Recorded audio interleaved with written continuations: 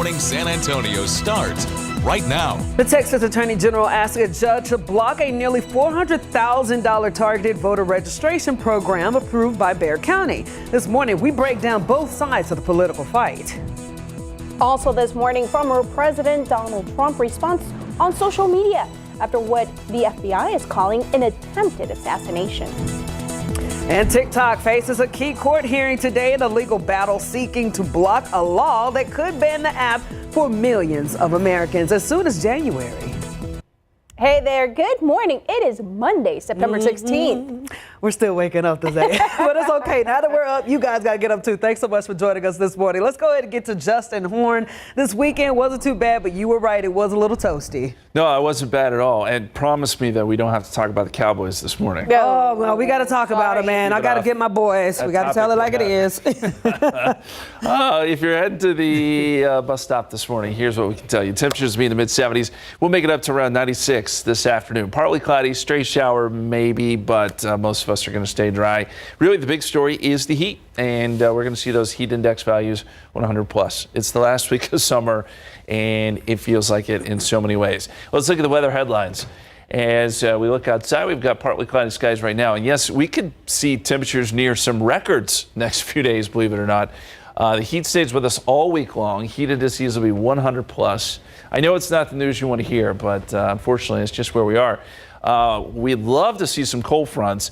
Still not any in the forecast, but we're going to take a look at the climatology of when we should see our first front of the season. And the fall equinox. It's finally on the 7-day forecast. It's Sunday. And so officially, we will go into fall. There's a look at some of that climatology, and we're going to talk more about this coming up in just a few minutes. But let's go over to traffic and see what's going on there. You guys seeing anything?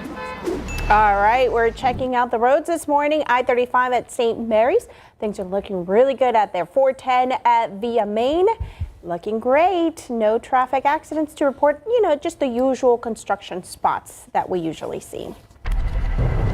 And let's head over to Alex Gomez. Good morning, Alex. What are you seeing out there? Yeah, well, good morning, Patty. I just hit the roadways. I'm over here at 281 northbound right in front of the quarry. So far, it's pretty quiet out here. I'm not seeing too many cars, so we'll see how Monday morning goes. But Patty, let's not forget, how about them Cowboys? Yeah, how about them Cowboys? All right, new this morning, heavy flames could be seen shooting out of a home on San Antonio's north side overnight. It happened around 2 a.m. along View Ridge Drive. That's not far from Jackson, Keller, and Blanco Road. Now, firefighters arrived to find the house already completely on fire. No one was home at the time, and no injuries were reported. A home nearby was also damaged by the flames.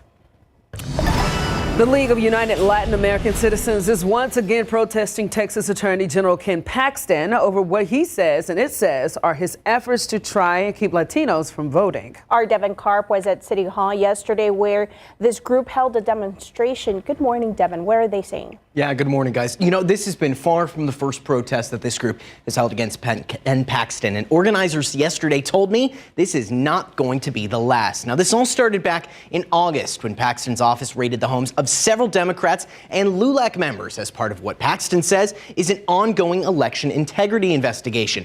The raid included an 87-year-old volunteer who helps seniors register to vote. Now, the group spent the morning yesterday protesting at the steps of City Hall before moving to Market Square to host a voter registration event. Now, the protesters say they do this to educate the next generation of voters about their own civil rights. And it's up to us as parents, it's up to us and our Latino community to educate our kids, educate them in the schools, educate what this country is for. The democracy, to teach them about our heritage, our history, our cultura. Paxton has said in a statement that, quote, we are completely committed to protecting the security of the ballot box and the integrity of every legal vote. Now, his attorney general's office is going to be in court this morning at 9 a.m. for a lawsuit it filed against Bexar County regarding a voter registration program. LULAC says they also protest Paxton's actions there with that lawsuit as well.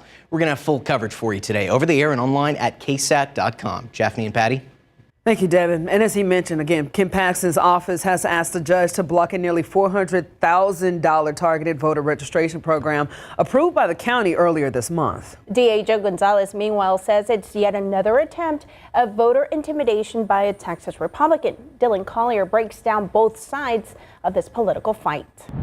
Okay, good morning. Bexar County commissioners voted 3-1 to award a $393,000 contract to Civic Government Solutions, or CGS. The September 3rd measure has been marked by controversy. Opponents of the program, which mails pre-filled voter registration forms to unregistered voters, say the company has connections to progressive entities. Given that CGS is not subject to the same transparency and oversight requirements as nonprofits engage in similar activities as an LLC, there are virtually no checks and balances here in their voter registration process. Attorney General Ken Paxton, who threatened to sue Bexar County if it approved the contract, did just that hours after the vote, seeking an emergency injunction to prevent the effort from moving forward, claiming that it potentially invites election fraud. What the judge has District Attorney Joe Gonzalez and staff braced for Paxton himself to appear in person for a hearing September 6th. No one in Commissioner's Court is encouraging anybody to vote one way or another. Neither Paxton or his staff showed up.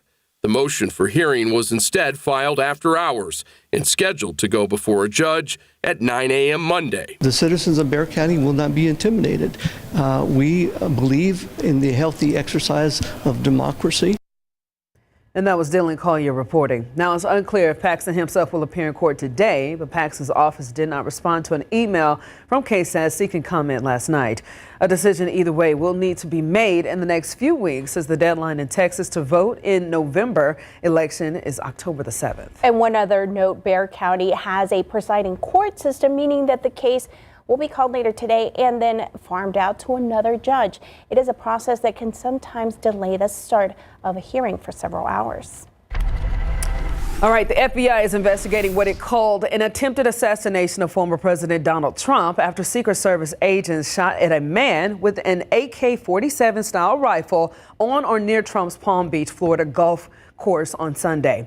Multiple law enforcement sources told ABC News that the man detained by Florida authorities has been identified as Ryan Wesley Ruth. Ruth is believed to have ties to North Carolina and Hawaii.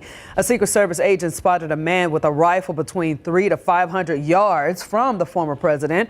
Sources tell ABC News the agent fired 4 to 6 shots toward the gunman. In the bushes where this guy was is a AK-47 style rifle with a scope, 2 backpacks which were hung on the fence that had ceramic tile in them, and a GoPro.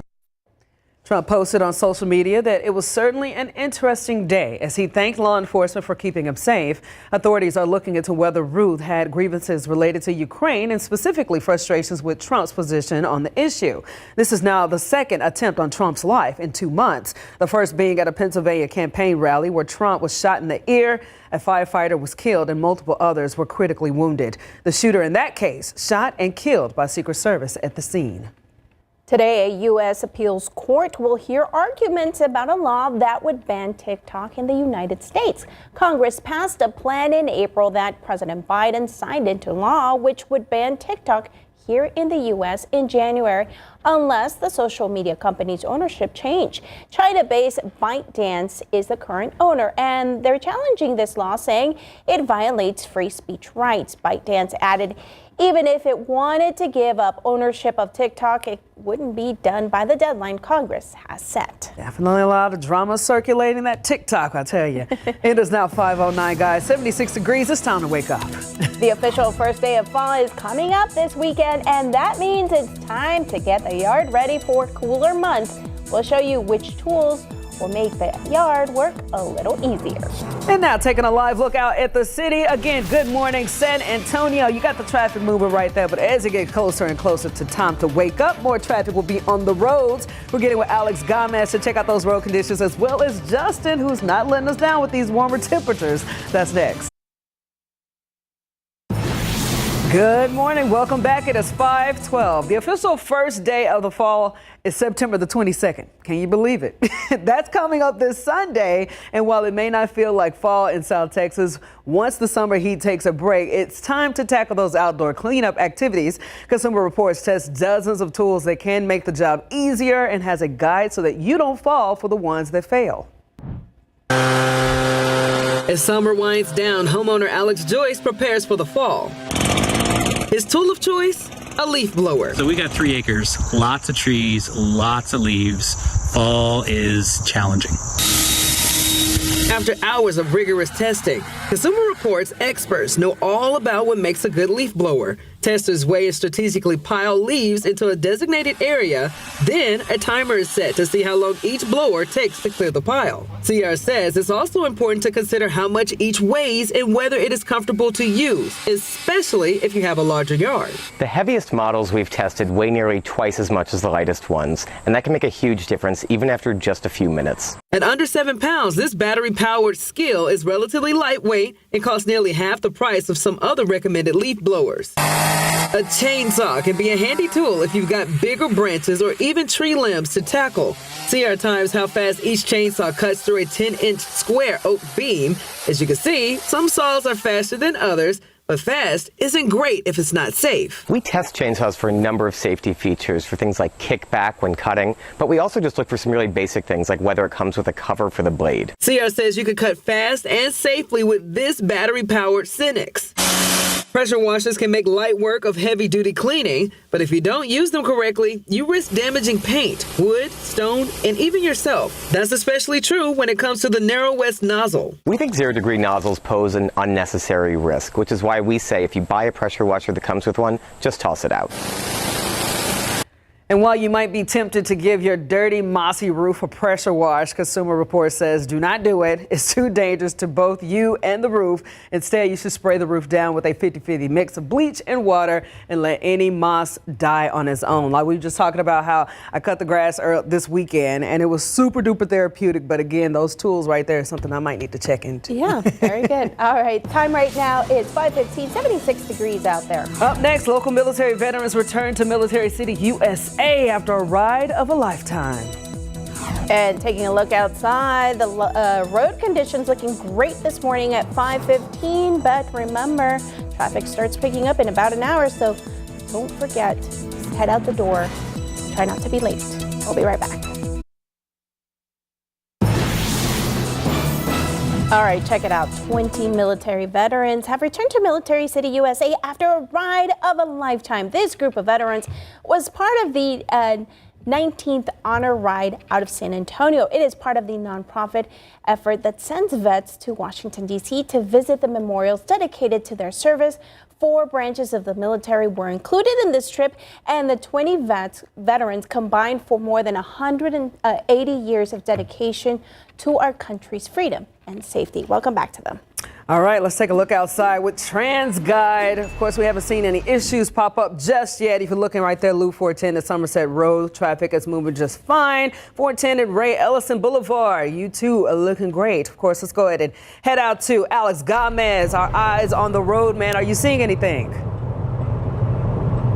Japhanie, good morning. No, not really. Not much to see out here on the highways. Check out I-10 coming down eastbound near Fredericksburg Road. Not even construction delays. There's some construction areas, but the delays are very minimal. So we have open roads on the highways, Japhanie. All right, Alex, grab you a cup of coffee for us, okay? Let's go ahead and get over to Justin Horn, man. He always brings such a smile to my face when he goes on there. Hey, no one's up this morning. That's for sure. It's Monday. The people are just waking up with us, and I'm gonna, make your brain hurt. For folks that are just waking up. I got a trivia question for you. Okay, here we go. All right, here we go. If you were to dig a hole in San Antonio, straight through the center of the earth, where would you end up? In other words, what is the exact opposite spot on the earth from San Antonio? Man, I used to think about this all the time when I was a kid. Sure. If you dig a hole, where would you end up? Family Guy always told me one answer. So do I say it right now, or are we going to wait? Okay, let's wait. Okay. Let's let people weigh in. But is it Russia, China, the Indian Ocean, or the Pacific Ocean? Think about it. I know it's early. And your brain's probably like, why is he asking me this question? I don't care. But if you do, we'll give you that answer here in about an hour or so. That is our trivia question. Just ask Justin this morning. All right. First cold front. When is it happening? We know this week is going to be really, really hot. We're going to see above average temperatures. We'll have near record heat. So the big question is, when are we going to get a cold front? And we've shown this graphic before, but I think it's worth revisiting. And the fact is, we're starting to get into that zone. So if you go back to 2017, we had a good front first part of the month. 2014 happened on the 13th. We're here. And so if you look back to, say, 2018 or 2022, it took until the end of September. And if you go back to last year, it took until the first week of October. So in theory, we should start to get a decent cold front next couple of weeks. That's the idea. But I will tell you right now, there is nothing in the forecast that tells me we're going to get a decent cold front, at least not in the short term. So we still have to wait this out. But as I said, by October, in theory, climatology says we should get our first cold front. As we go outside for you, no front in sight. 76 right now, 74 in New Braunfels, 75 Converse, 70 in Bernie, 65 in Kerrville. Not a bad morning, but temperatures are going to be awful hot this afternoon. 97 is where we end up. 94 in Kerrville, 91 Rock Springs. It will be another very hot day. And you look at the forecast heat index, it will be above 100. If you noticed over the weekend, humidity was thick. That does not change today. So humidity levels will allow for heat index values around 102 here in San Antonio, maybe as high as 105 out in Gonzales. So this is some serious heat. Futurecast shows that we have our ridge of high pressure. This is one of those summer heat highs that we have become all too familiar with. And unfortunately, it has decided to build in this week, the last week of summer. It just does not want to let up. It actually moves a little bit closer to us by Friday into the weekend, which means there's little to no relief in the forecast. I will tell you there's an outside chance for a shower today, but I wouldn't count on it. Otherwise, 97 today and tomorrow, 96 Wednesday, 97 Thursday and Friday, and the weekend, well, much the same. Fall does officially begin on Sunday, as we pointed out earlier. It doesn't mean that the weather's going to change on a dime, unfortunately. It's okay. We got something to look forward to, though. Yes, right? We do. And like I said, give it a couple weeks. We'll get a front, I It'll promise. Get there. We'll be all right. History shows we get there. All right, time right now, 5:22, 76 degrees out there. Up next, we're talking football, man. A great weekend for the Houston Texans. How quarterback C.J. Stroud has already passed a record set by Patrick Mahomes. Plus, hear from coach of UTSA, Coach Jeff Traylor, after the Texas Longhorns defeated the Roadrunners and Ausses. And you also know the Cowboys. All that and so much coming up next. Welcome back. It is 5:25, and it's time to talk some football, y'all. It wasn't a good weekend for the Cowboy fans. I'm pretty sure a lot of us was disappointed yesterday. Their winning 16-game regular season home streak came to an end with a 44-19 loss to New Orleans. So the Saints' record scored touchdowns on their first 6 drives. Dallas was coming off a dominating season opening win at Cleveland with Dak Prescott playing his first game since signing a $240 million 4-year contract. The Cowboys will next host the Ravens, who also lost their game yesterday. That game is taking place on Sunday at 3:25 p.m. at AT&T Stadium. Great news for the Houston Texans this week through. C.J. Stroud threw for 260 yards and a touchdown, and Kaimi Fairbairn kicked 4 field goals to help the Houston Texans top the Chicago Bears 19-13. Fairbairn connected from, get this, the 56, 47, the 59, and then 53 yards. And Houston's defense put heavy pressure on the Bears for much of that game. Stroud's 28-yard scoring pass to Nico Collins put Houston up 10-3 early in the second quarter, and then the Texans led 16-10 at halftime. Houston had trouble moving the ball, though, in the second half, but its defense intercepted Chicago twice to secure the victory. CJ has now passed, get this, Patrick Mahomes' NFL record for the most passing yards in a player's first 10 career home games, including playoffs, with 3,016 yards. Moving over to the UTSA, Roadrunners face the Texas Longhorns Saturday in the Austin at Darrell K. Royal Texans Memorial Stadium. Roadrunners saw some momentum early with Quinn Ewers threw an interception to Owen Pee-wee, but the Longhorns corrected their mistake and put up 56 points on the offense while only allowing 132 UTSA passing yards. Head coach Jeff Traylor understands the frustration from the UTSA fans. People didn't watch us when Zakari and JT and Cephas and Frank and Oscar and Sincere were growing up. They didn't watch the ugly days of barely being able to score on anybody, much less air. So the expectations are there, and they should be. I totally get it. That's what happens when you've been as successful as we have. Just take it a day at a time. That's all we can do. I mean, eventually this thing gonna pop.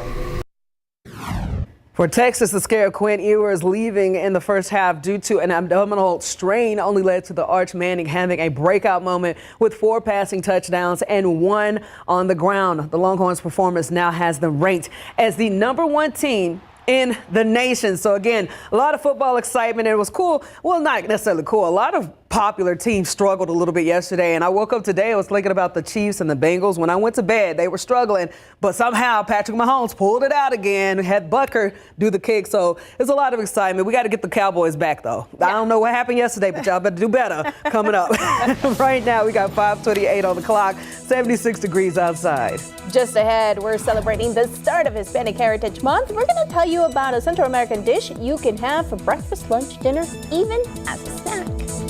And ahead at 6 is a sport designed for people with disabilities, and some San Antonio athletes got to try it out. What power soccer is and why it means so much for community. This morning, what's next for a former Uvalde School District police officer charged in the Robb Elementary School shooting? New developments in that second assassination attempt against former President Donald Trump. What intelligence is saying now about the potential threat from Iran? And this morning, we are making some tasty, what is that, Patty? Pupusas in honor of Hispanic Heritage Month.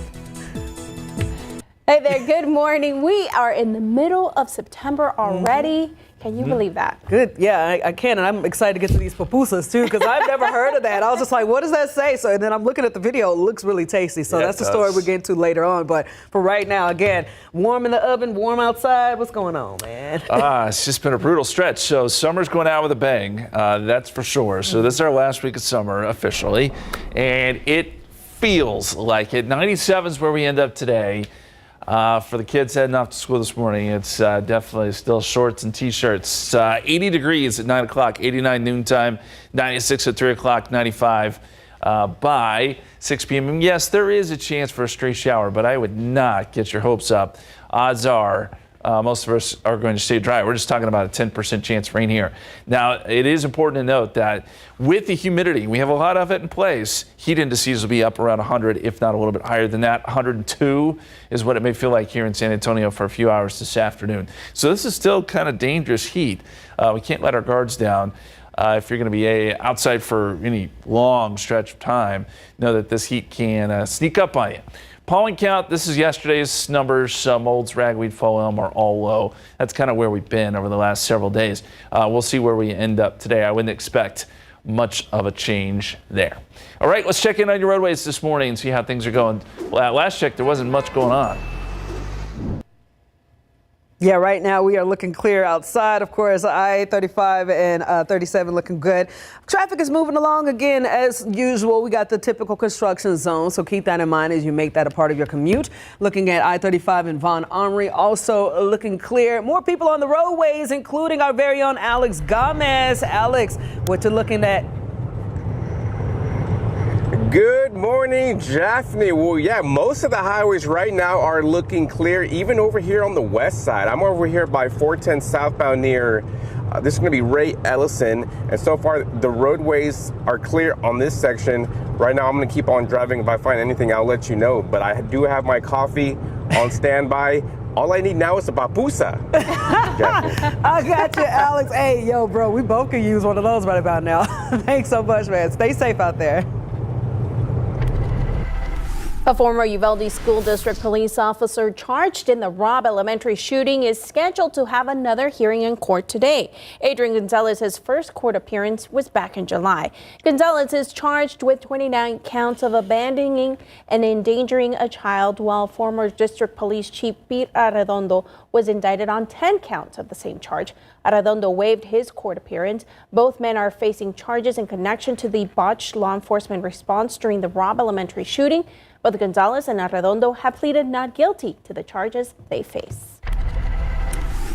This morning, a 7-year-old girl is in critical condition after she was found in the crossfire of a shooting inside a West Side home. Happened early yesterday on Bratton Drive near Marbach. Police say that people at the home were hosting a boxing watch party. Officers say that a woman and a man got into a domestic altercation, and the man hosting the party tried to intervene. When the host told the man to leave, he refused, and then that's when SAPD says that the host got his gun and shot at the man. It grazed the man and then unfortunately hit the girl, which ended up being the host's daughter. It's unclear if the girl's dad will face any charges.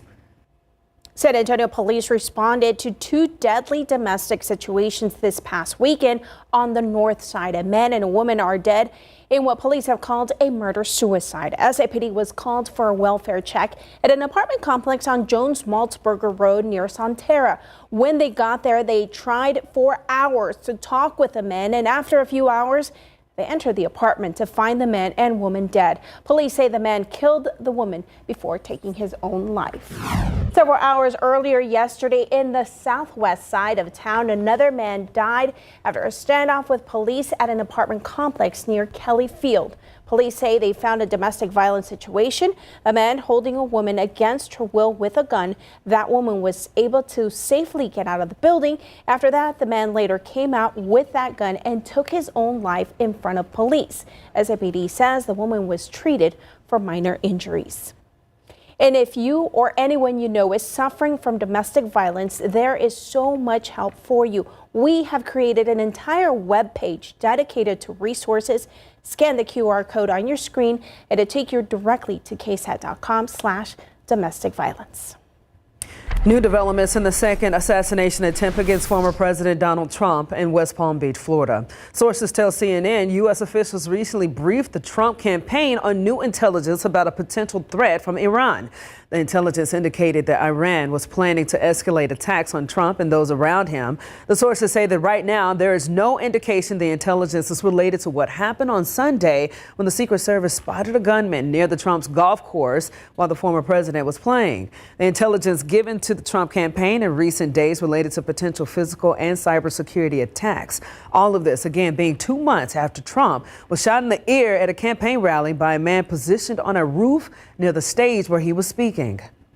Disney and DirecTV finally ended their distribution dispute over the weekend. Once they did, DirecTV viewers were able to watch ABC, ESPN, and FX. More than 11 million subscribers had lost access to Disney stations during the dispute that began September 1st. The company said the distribution deal will include new options for customers, including new packages that include the Disney Plus, Hulu, and ESPN Plus streaming services. DirecTV also will be able to distribute ESPN streaming services once it debuts at no extra cost to its customers. In our Hollywood news, Shogun won Best Drama Series in record-setting year, while Hacks was the surprise winner of Best Comedy Series at the Emmy Awards. Shogun took some Best Actor and Best Actresses last night. Overall, the show won 18 Emmys, which is a record for a single season. The Bear won 4, including Best Actor for Jeremy Allen White, but it was an upset for Best Comedy by Hacks, which also won Best Comedy Actress for Jean Smart.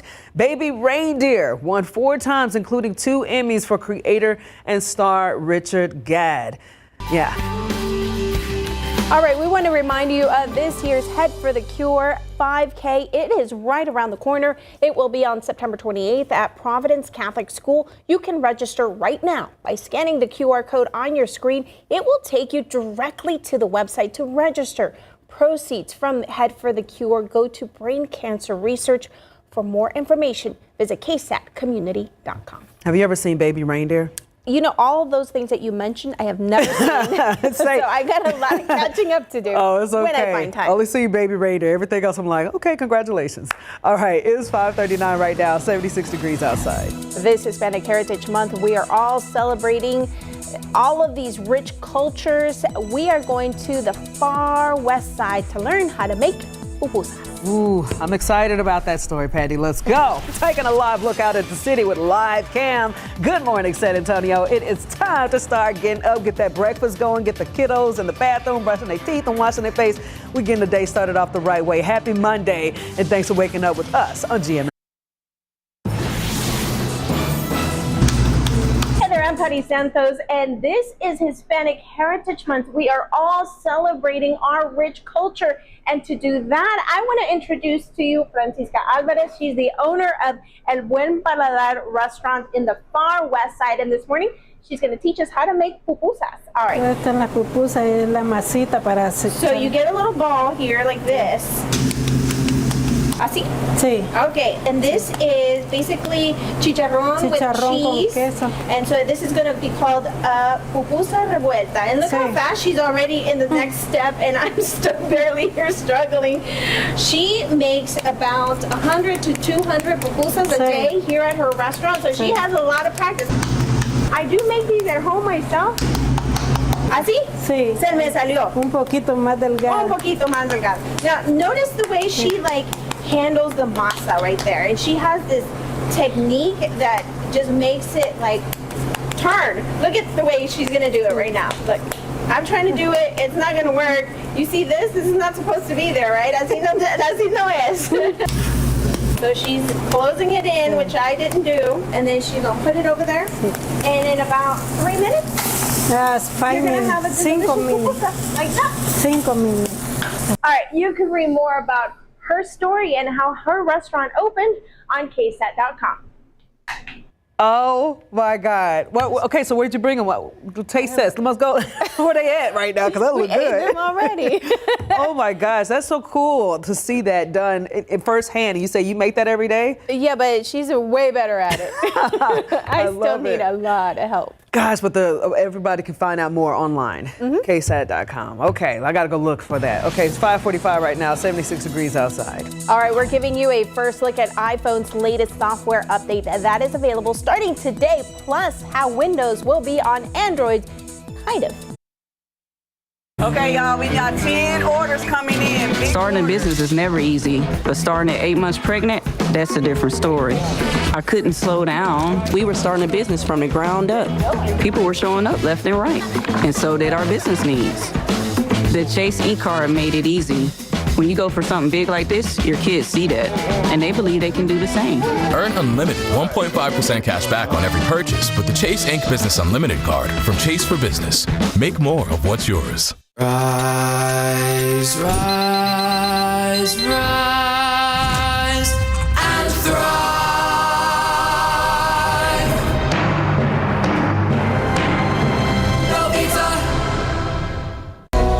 Wherever this time of year takes you, Macy's is here to help you shift seasons in style with your favorite fall brands.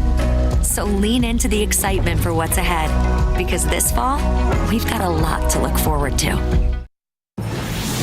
Good morning. It is 5:49 in your morning consumer headlines. Apple releases iOS 18 today. Updates include a customizable home screen, a new control center, and new iMessage features. Locking apps with Face ID and game mode are also included. And Google is testing a new feature for Android tablets. It will let users resize and move apps around freely, making multitasking much easier. The feature is available and is a developer preview now, but no word on when it will be released to everyone. Taking a look at TransGuide. Let's take a look outside. Again, things are looking great. We do have a few people on the roadways, but again, that's going to be the case as more and more people are getting up to go to work. See right there, it's a little busy going on, but hey, no crashes to report at this time. Yes. Weather? Yes. I'm sorry. Sliding over to the second heat. that motion. Yes, it is. It is quiet out there, and that's not a bad thing. I think people are still waking up on the Monday. Hey, including us. Right. Let's go out to the tropics. Potential tropical cyclone 8. This has developed out in the Atlantic. But here's what I'll tell you. The Hurricane Center this morning in their discussion talked about the fact that this does not look impressive at all. Sometimes they put this potential tropical cyclone tag on there in a sense that, hey, get ready, this is probably going to develop into something. But in this case, I think this may kind of fall apart, regardless of whether or not this takes on tropical characteristics or not. It is going to bring some rain to parts of the Carolinas, and that really is the big story here. Winds are at 50 miles per hour, technically speaking. I don't actually think this gets a name, but as I said, it's going to be the rainfall that's the biggest story. And North Carolina is going to take it on the chin here. We're talking about 4 to 5 inches just south of Raleigh, east of Charlotte. They're going to get a lot of heavy rain from this system, but probably not becoming a tropical storm. And yeah, we're not seeing any rain here, unfortunately. Things are very quiet. We see good, clear conditions this morning. 76 degrees at the airport, 74 in New Braunfels, 75 in Converse, 68 Boerne, 66 in Kerrville. And we've got light winds across the board. Dew points, well, they're a problem because we've got the numbers up in the low 70s. And as you know, that is in the tropical to muggy territory. And that contributes to a heat index, and we'll certainly see that again this afternoon. Yesterday, it was so sticky out there, and today is going to be no different. So the forecast calls for 75, 7 o'clock. By 10 o'clock, we're at 84, 89 noontime, up around 96 or 97 for a high. Of course, the feels like numbers 100 plus in most cases. Long-term forecast here, there's the problem. It's the heat high, the one we love to hate during the summer. Still here, and it's actually making a late summer comeback. So this week it starts to kind of move its way up into Texas, and you'll notice when we have this heat high, it kind of just blocks everything, right? So we've got unsettled weather out west, unsettled weather off to the east, but in the middle part of the country, everything's going up and over the ridge, and that's going to keep things very warm, very quiet, and you're just not going to see much this week. Now, there is a very small chance of a shower coming up on, well, this afternoon and again on Tuesday, but I think most of us stay dry. Upper 90s today and tomorrow, and upper 90s really the rest of the week, even going into the weekend. Fall, by the way, officially begins on Sunday. It's Sunday morning, so next Monday will be our first full day of fall. Will it feel like it? Probably not, but hopefully, as we've been saying, we'll get a front somewhere down the line that will change things up. But still being able to say we're in the fall gives people hope. Everybody's buying their pumpkin-like stuff. It's funny because you see everybody putting out their fall decorations, but it is so hot. I did that, and on Sunday it was so humid. It did not feel like fall. It felt awful outside, and you know, if you're trying to mow the yard or whatever, it's just convince yourself. We're gonna get there. Yeah, we're almost there. Okay, guys, 5:53. Feeling great outside right now. 76 degrees right now. How did Beetlejuice do it in its second weekend in theaters? Find out where it stacked up against the competition in our box office countdown next. There's a purpose for your life. The Reagan biopic stepped back 2 spots this weekend to 5th place on ticket sales of $2.8 million. Let's be clear what's happening in this country. It's Nazism. The satire, Am I Racist?, debuted in 4th place with $4.8 million, while Deadpool and Wolverine continued its slide from box office dominance down to 3rd with $5.2 million. No! Patty! The psychological thriller Speak No Evil bowed in 2nd place with $11.5 million. If you say his name 3 times, he will appear. Beetlejuice easily held on to the top of the box office in its sophomore weekend in theaters. Tim Burton's sequel to his 1988 hit racked up $51.7 million, bringing its North American box office total to $188 million. In Hollywood, I'm Rick Damigella. All right, up next at 6, we're celebrating the start of Hispanic Heritage Month. And Patty telling us about the Central American dish that you can have at any time of the day.